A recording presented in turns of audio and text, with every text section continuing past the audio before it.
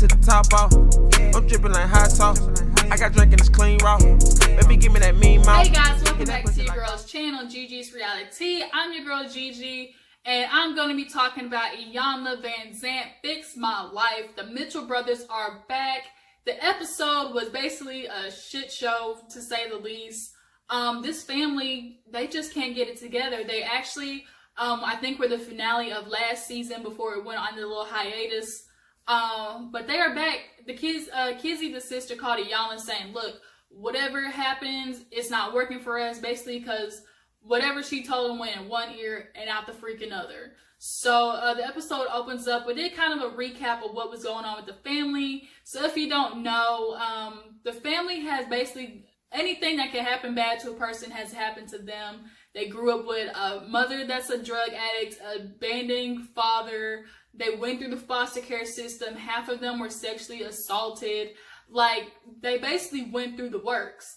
And obviously, that's, as kids, that's going to make you grow up to be just a harsh, violent, you know, angry human being. And the fact that it happened to all of them are like that, and they continue to take it out on each other. And Iyanla is trying to fix that. So here they are back. The brothers are casket sharp, all in their suits, sitting down in front of Iyanla, and Iyanla just gets into it. Before I say something, y'all see Marvin and Melvin in the back, beat to the gods with the highlight, face looking smooth. I ain't never seen nothing like that. Of all the visitors that have been on Iyanla, their faces have probably been the best. That's just a shame, but they came ready to show Miss Iyanla Vanzant the work. But anyway, so we start with Michael. Now, Michael, of all the brothers, he is, I guess, developmentally challenged is, I guess, the right word to say. He can still function, can do everything, you know, that normal people do, but he just does it in a slower process, and it takes him a while. So she's talking about his life, where it's been since they've last seen each other. Now, he was staying with the father, and Iyanla asked, okay, you know, what happened with that? And he told her a lie and was like, look, you know, I think I wanted to move out so I could become my own man, be responsible. And Melvin in the back decided to call his ass out, saying, nah, what happened was you got your butt kicked out because you were being disrespectful to daddy. Now, let you tell it. He was not playing no games, so Michael decides to come out with the truth, saying, look, you know, me and my dad got into it, and, you know, I had to move out.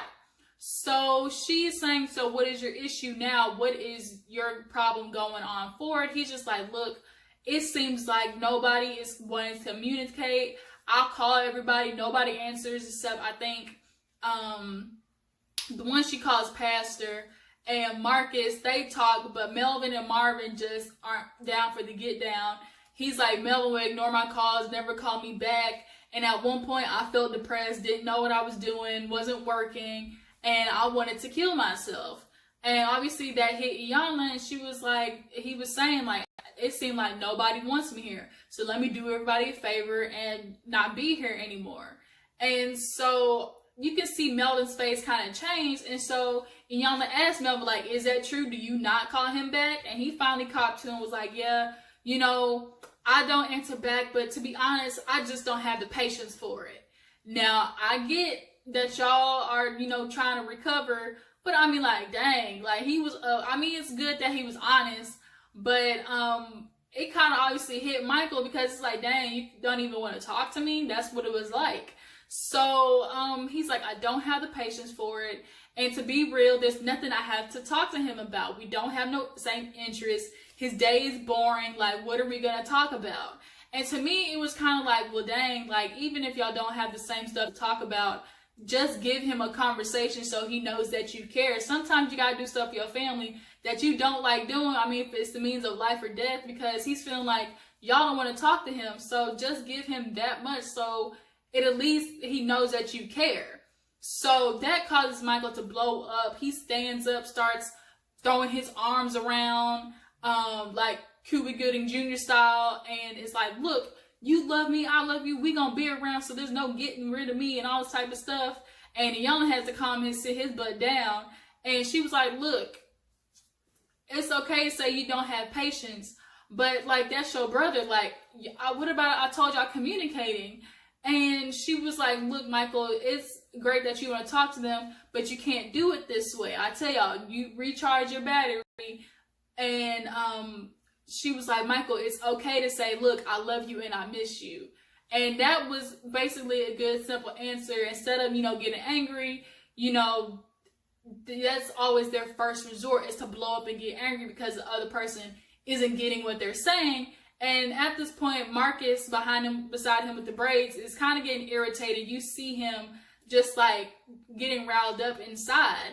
And as Melvin is talking, she was like, y'all always seem to like go after each other. All of y'all need to work together as a family. And Marcus is like, straight up, I'm not here for nobody else. I'm here for myself. When Melvin was like, excuse me, be here for yourself then. He was like, ever since the last time you came, like, I ain't done nothing that Iyanla asked me to do. I don't even know how to be a big brother. I can't be for y'all before I be here for myself. Which is true. He kind of made a point there. So, Iyanla gets on Michael, like, what's going on with you? And he's like, look, I haven't done anything, since we saw each other, and it's really affected me. And so she brings up the fact that now here it is, Marcus apparently actually attempted suicide. He tried to slash his wrist. Which is very unfortunate to hear. And you see the other family members kind of like obviously get shook up by it. And he's like, I just felt like I didn't want to be here no more. I don't have a job. I'm steady hustling. I can't get out the life. Like, I don't want to be here. And so Iyanla was like, well, why are you here? And he just kind of said like, well, obviously it didn't work. They ended up putting a pin in it. But she's like, we're going to talk about this later. So now Kizzy, the sister who called, is back. She starts trying to explain her side of things. She said, I got home unplugged from social media, didn't talk to nobody. And Melvin is pissed off because he's like, well, no, you told me it's because your boyfriend did it. And she was like, well, he did it with you, but he's not the reason why I did it. And he kind of got offended, like, okay. And the other brother, he was kind of like, well, you need to say that all together. And she was like, well, I mean, obviously in the time, I'm sorry I didn't give you every single detail, but I had a lot of stuff going on. She was saying she broke her leg or something like that. Her job was closing. She lost her house. Obviously a lot was going on. So she gets emotional and walks off. And it causes just Iyanla to basically just be like, whoa, what is going on with this family? Kizzy, she got emotional, and I think after she cooled down, she finally comes back. And Iyanla was like, look, it is okay to unplug, but you need to announce it because a human's greatest fear is not having love and acceptance. Everybody wants to have somebody who loves them and somebody who wants to be around them, accept them, and make a bond with. That's just human nature. So at this point now, the mother who wasn't there last time, she comes in. Now you can obviously tell that she had a past, had a drug past for real. She's skinny, cheeks dug out, missing teeth. But she came in trying to slay though, didn't she? Had that big old jacket on, Versace, faux Versace shirt. But them bangs, that was a little bit much. Some hoes was glued to her forehead. But I ain't gonna say nothing else. That's not what we here for. So, the mother comes in and, Iyanla's talking to her and was like, look, this is what happened to your kids. Now it's time for you to fix it. Kizzy, when her and her mom last saw Iyanla, they promised to see each other. They promised to, go out and communicate with each other and just try to get reacquainted with each other. And Iyanla asked, well, did you do that? She was like, no. But the mom was like, no, I called you trying to set up stuff, but you did not retaliate. You did not do the same thing back. And so Michael, he butts in and was like, look, mama, I got something to say. I feel some type of way about everybody else's pictures. I think he was saying pictures being up, but you don't have me. Like, I feel, like you don't love me. And so she said that wasn't me who did that. The grandmother put up the pictures and that wasn't her, but she had ended up calling him a name or something like that. And she ended up calling him a name, and Iyanla, got onto her about that because obviously that's her son. You can't do that. But she called the boy right back out and said, look, do you like your sister? And he was going around the bush to my, no, I love my brothers. I love my family. She's like, no, do you like your sister? She was like, well, she don't like me. She don't love me. And finally the brother in the back was like, damn, just say you don't like her already. Because the mother was like, look, if you're going to call me out, I'm going to call you out too. We both going to have to own some around here. Which is true. And then y'all was like, look, you put your mama on blast, but, you know, y'all need to learn to like each other. Y'all always seem to try to find the worst in each other, and that's not going to help nobody. Y'all can't be pointing out something to people and expect them not to retaliate. So the mama and him just start going back and forth. And Miss Iyanla, this first time I seen Miss Iyanla like get up, like she went ham. She told them fools to shut up. She had it, telling they acting like park apes, disgraceful, just horrible. I was like, ooh, okay, Miss Iyanla, get a little bass in your voice. That minister went out the window real quick. So she sits them down. Finally, like, look, we not gonna do this. If you don't act animals, y'all need to not do that here. So Kizzy and the mom, you know, she's asking like, what is going on? She was like, look, every time it seems like I'm talking to her, Marvin is always in the middle of it. And she was like, I can't talk to you because, and mom was like, that's not true. She was like, that is true. Sometimes you'll call me, have him on the line, and then sometimes I'll be talking to you and not even know that he's on the other line. And the camera pans to Marvin. When I tell you Marvin sit that tea, he knew exactly what she was talking about, and that is hella messy for your mom, to be doing something like that. That, you know, that three-way phone call that everybody warned you about. Don't be talking mess because you never know who they got on the other line just listening. So clearly the mama was doing that, and Kizzy did not appreciate that, and I wouldn't either. Don't be trying to set me up. So the mom is basically two-timing because she'll say stuff about Marvin to Kizzy and then the vice versa. So obviously that's going to cause issue when you putting everybody in the same circle. So, and Iyanla starts talking to everybody individually, starting out with Marcus. Marcus, he obviously is struggling, has a lot of anger issues, and obviously because of the way he grew up. She, you know, gets into him like, okay, what makes a man who wrote all these beautiful things on the picture from last time want to kill himself? And he brings up his kids. Now his kids are in the custody of the baby mother.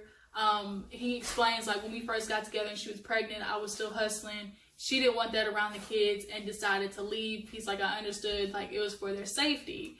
In the midst of him being gone though, unfortunately, things happened to the kids. And she was like, well, what happened? And he was like, assault and stuff. And she kind of looked at him and he finally put it out there like, okay, he had been, you know, like sexually assaulted and stuff like that. Now that happened at 10 and the boy is now 12.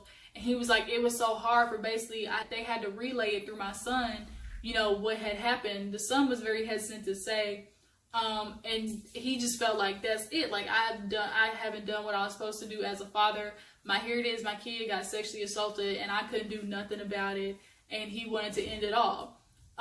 He's just afraid that everything, you know, that he is doing, like, is going to happen to his son. And he was like, look, you know, you did the best of what you know, were given. Your parents were gone. You didn't have a father in your life.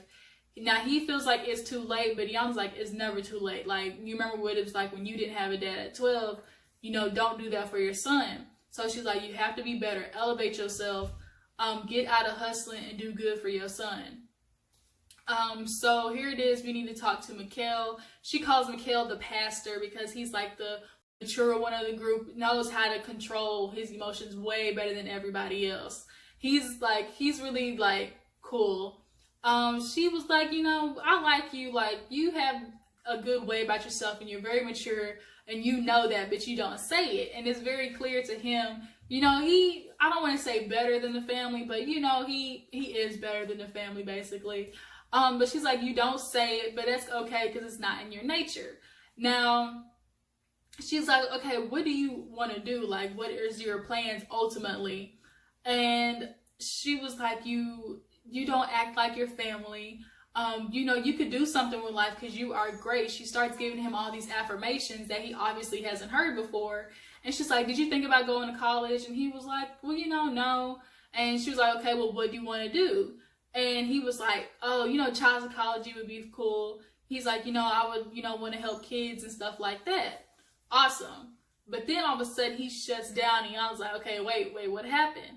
And to me, it was very clear that like, here's this future that he so much could want, you know, successful and stuff, but he's scared to reach for it because right now what he has is all he knows. Now him and Marcus have the same issue, the custody things with their kids, and there's, you know, they're not in their kids' life just like that, you know, they're there but not there, but present as a father figure. He was like, look, I you know, my kids never want for nothing, but he's like, I don't feel adequate enough. I don't have all the things that, you know, I would think a father would have for their kids. And she was like, it's okay, because imagine, you know, what if this moment right now was where you were supposed to be? And his son as well is 12. So he was like, when you were 12, she was asking, you know, when you were 12, where was your dad? Could you imagine being at this place right now, being with your son and not having what you have? Maybe it was okay. Maybe it's time for you to go and reach for those things and be able to come back for your son and have all those things that you wanted. You just need to realize that you're great. And so she starts giving him these positive affirmations again. And he's like, I know all these things, but he's like, I don't know why I don't believe it. And she's like, because you weren't raised that way, which he wasn't. They were raised to be beat down and deal with all the hard stuff, all the bad stuff, and never find the good, which is why they battle each other all the time.